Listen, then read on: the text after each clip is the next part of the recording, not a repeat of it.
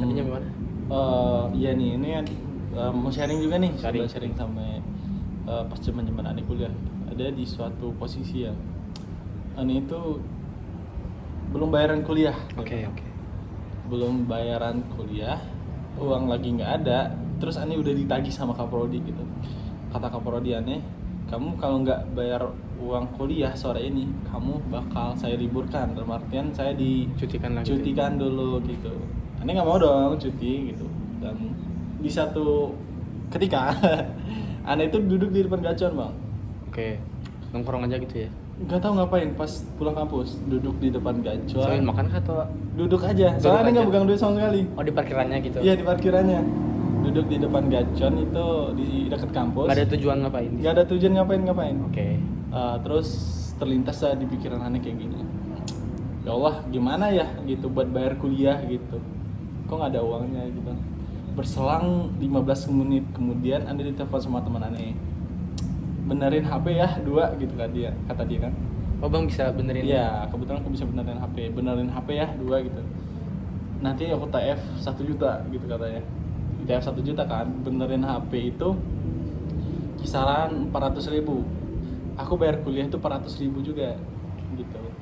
Jadi HP udah aku kasih, tiba-tiba ada nih duit 600.000 langsung dikabulin sama Allah. Kayak the power of titik terendah banget sih menurut aku di kala kita kesusahan gak punya apa-apa gitu. Cuman merenung aja loh gitu. Ya Allah ini gimana ya buat bayar kuliah ya gitu. 15 menit kemudian langsung dikasih sama Allah gitu. Itu wow. Apalagi kan aku anak rantauan, duit sebanyak itu 1 juta itu udah banyak menurut aku gitu loh. Apalagi dibantu buat bayar kuliah yang harusnya aku cuti jadinya nggak cuti gitu. Seperti itu. Banyak lah pahit manisnya buat ngerantau itu banyak banget teman-teman. Jadi nggak kata orang yang lihat itu enak ya ngerantau tuh jauh dari rumah bebas gitu, enggak. Statement itu menurut aku sangat-sangat salah. Justru kalau kita merantau itu banyak banget ujiannya gitu. Bisa nggak kita handle diri kita ini di lingkungan yang bebas gitu. Kalau kita nih posisi merantau dan ngekos sendiri itu bang, hal apapun bisa kita lakuin sebenarnya. Oke. Entah apapun hal apa itu, tapi balik lagi nih ke diri masing-masing gitu. Mau melakukan hal seperti apa itu ujiannya itu di situ teman-teman. Jadi di kala kita dikasih kebebasan gitu, kita bisa nggak sih nge-handle kebebasan itu gitu untuk cara yang lebih baik pastinya. Seperti itu. Kalau boleh tahu nih bang, kan pas abang nyemplung kesini kan pertama kali mondok Ya. yang pastinya duitnya dipegang sama musrifnya dong. Iya betul. Nah pas abang kuliah itu kan duit megang sendiri tuh. Iya. Cara abang manage-nya gimana tuh? Ya nih perihal finansial juga nih teman-teman. Karena jujur aku juga lumayan sering jajan. Iya, karena di pondok aku juga sering jajan ya. Nah, aku di pas awal ngekos itu jujur boros banget bang. Oh gitu. Aku tuh nggak dikasih bulanan sama orang tua gitu, karena orang tua tuh tahu aku orangnya boros. Nah, Paling kata orang tua tuh nanti kalau kamu minta orang tua kasih gitu. Oke. Jadi aku tuh seminggu mungkin bisa 200 dikasih. seminggu 200 itu untuk range mahasiswa yang tinggal di luar kota kan itu juga minim sekali ya. Iya. Cara aku memanagenya itu aku beli ini dulu, beli telur dulu 1 karpet. Oh. Iya, itu harga 40.000. Iya, Soalnya iya. aku ada pemanas di kontrakan aku gitu. Beras itu aku alhamdulillah nih masih dapat beras itu dari pondok waktu itu. Dapat dari pondok 5 kilo kalau nggak salah. Banyak juga tuh. Iya lumayan 5 kilo gitu. Jadi untuk aku yang makan sendiri itu banyak gitu. Sisanya ya aku buat jajan. Aku nggak handle duit sendiri pun teman-teman, aku jujur ya emang belum bisa banget nih nge-handle keuangan gitu. Tapi sering berjalannya waktu dan seiring bertambahnya sedikit ilmu gitu, oh ngerti nih kalau aku punya uang nih, aku plot dulu nih ke hal-hal yang penting dulu gitu. Misalnya bensin dalam bulan itu berapa gitu, atau enggak minggu itu berapa gitu. Setelahnya udah diplot gitu ya? Iya diplot dulu nih hal-hal yang urgensi untuk kedepannya, baru sisanya bisa aku buat jajan gitu. Oke. Gitu. Keren sih bang denger cerita bang. Enggak, aku enggak klarifikasi teman-teman. Banyak orang yang banyak orang yang masya Allah lagi dibandingkan aku ya. Mungkin dari Bang Najib pun gitu. Ya, kita nggak tahu nih. Aku cuma sharing pengalaman aku sebagai yang orang udah merantau. Teman-teman ya, segelintir experience aku nggak begitu tinggi di hadapan Allah juga gitu. Ini pengalaman aku aja nih. Gue ngerantau nih gitu. Mungkin dari sharing ini juga teman-teman bisa nih, oh berarti ngerantau tuh seperti itu ya, kita dikasih kebebasan nih, nggak semata-mata kita bisa bebas ngapain. Justru manusia itu, maksudnya aku juga ngerasa dikasih kebebasan kayak malah jadi kayak bingung sendiri ya mau ngapain. Nah iya, Contohnya kayak misalnya kita ditanya mau makan apa, kadang kita jawabnya malah bebas aja. Iya. Padahal kita dikasih kayak kebebasan mau makan apa, kita disuruh milih mau Iya. makan apa, tapi malah bingung mau makan iya apa. betul, kayak case-nya gitu, kita punya budget lah gitu, Iya, iya. bisa buat makan apa aja, giliran ditentuin mau makan apa kita terserah gitu. Beda lagi kalau nggak punya uang nih, kita maunya yang ini gitu. Iya. Gitu, nge-manage kebebasan itu sulit, lumayan. Jadi kita punya kebebasan tapi kita gunakan kebebasan kita itu untuk apa gitu. Entah itu kebebasan waktu segala macam gitu, teman-teman. Jadi kalau disimpulin sebenarnya dari apa yang kita tonton, dari apa yang kita sering lihat di Iya. Instagram, di media sosial, itu bakal berpengaruh sama cara pikir kita. Betul. Kayak tadi Bang Ade dari sering nonton film mungkin ya Iya. tentang pondok, jadi terinspirasi buat merantau Iya, betul. ke Tangerang Selatan. Iya. Terus dari celotehan ibu jadi membentuk Bang Ade yang sekarang. Iya. Intinya lingkungan ya tadi ya. Ya lingkungan. Ini garis besarnya banget ya teman-teman. Apa yang kita tonton, apa yang kita lihat itu bisa jadi konsumsi buat mindset kita ke depannya gitu. Sosial media apalagi sekarang kan. Nah, kita harus juga bisa tuh nge-manage sosial media itu seperti apa itu. Karena sosial media ini pedang bermata dua, Bang. Iya. Kenapa aku bisa bilang sosial media pedang bermata dua? Di sisi lain dia bisa ngasih informasi bermanfaat buat kita. Di sisi lain itu kita bisa menerima informasi yang seharusnya bukan kapasitas kita gitu. Jadi contoh gitu, orang flexing di sosial media gitu. Jadi seakan-akan kita membandingkan nih diri kita dengan pencapaian orang lain, sebenarnya itu nggak bagus, kurang bagus gitu. Jadi nggak apa-apa bersosial media itu, tapi kita bisa manage gitu. Apa yang informasi yang kita tahu itu juga yang jadi mindset kita ke depannya. Siap. Gitu. Kalau kan tadi ada berapa Ade? 4 tadi ya? Gimana tuh? Bang Ade tuh berapa bersaudara? Aku 5 bersaudara. Dah, adik-adiknya Bang Ade juga direkomendasi buat merantau juga atau? Iya, merantau.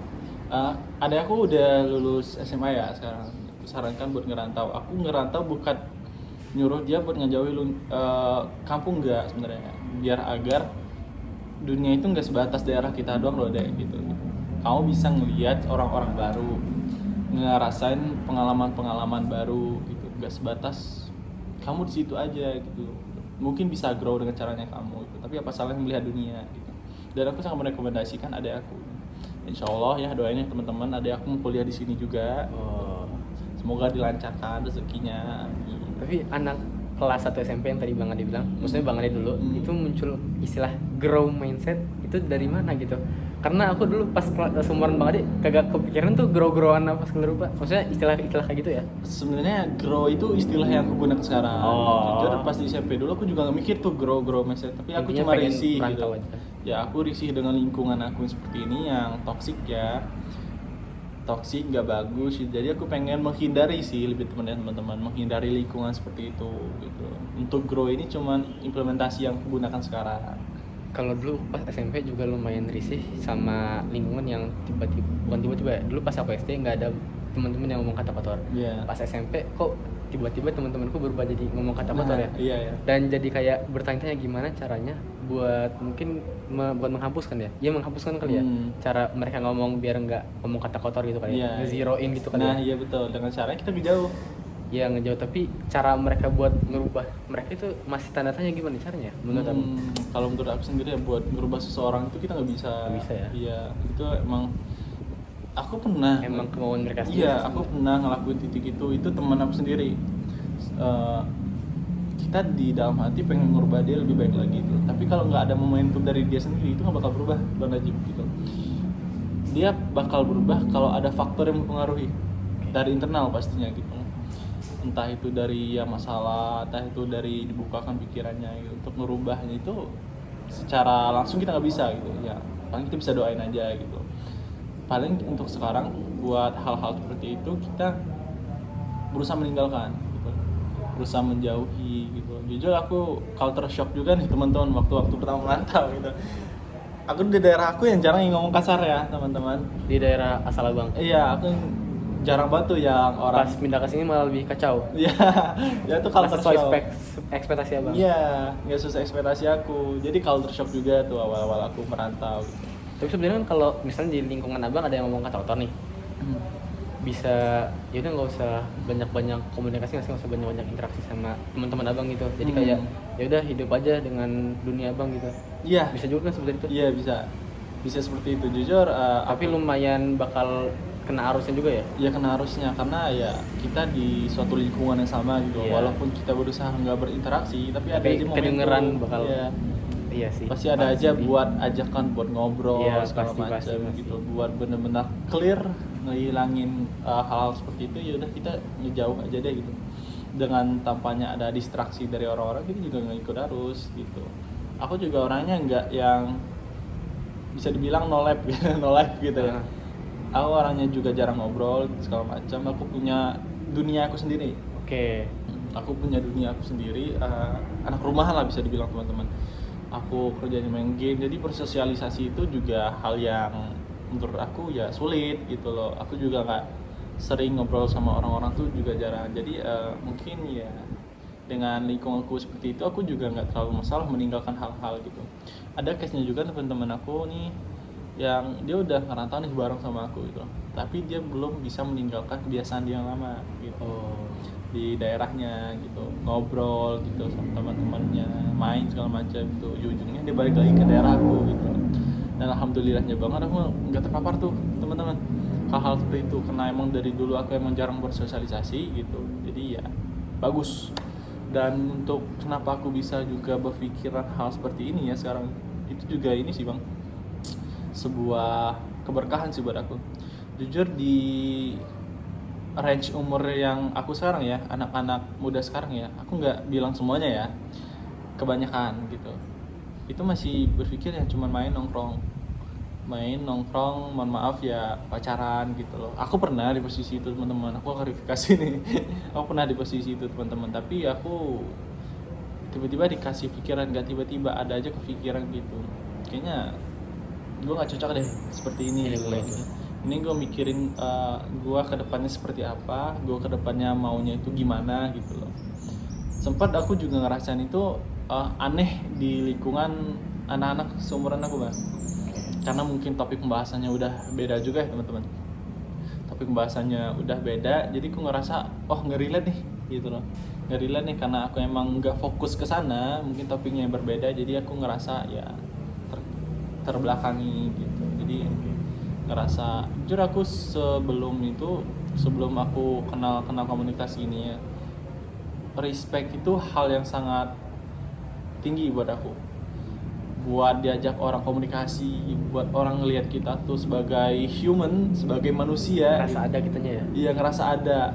Itu aku dibikin di satu komunitas itu jadi kayak gue tuh hadir loh di sini, bukan cuman gue datang dan lu nggak peduli sama gue gitu. Nah, aneh itu ngerasain hal seperti itu dulu bang.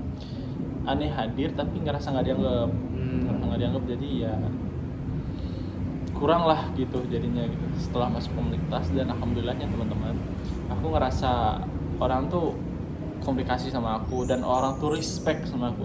Dalam artian dia menghargai aku. Dari aku ngobrol, mereka menghargai dan mendengarkan gitu. Itu sebuah keberuntungan banget sih sama aku. Ketemu Bang Najib juga nih teman-teman. Hal yang insyaallah lah disyukuri teman-teman. Dan hal yang kusyukuri nih di umur aku sekarang nih ya, aku masuk komunitas ini.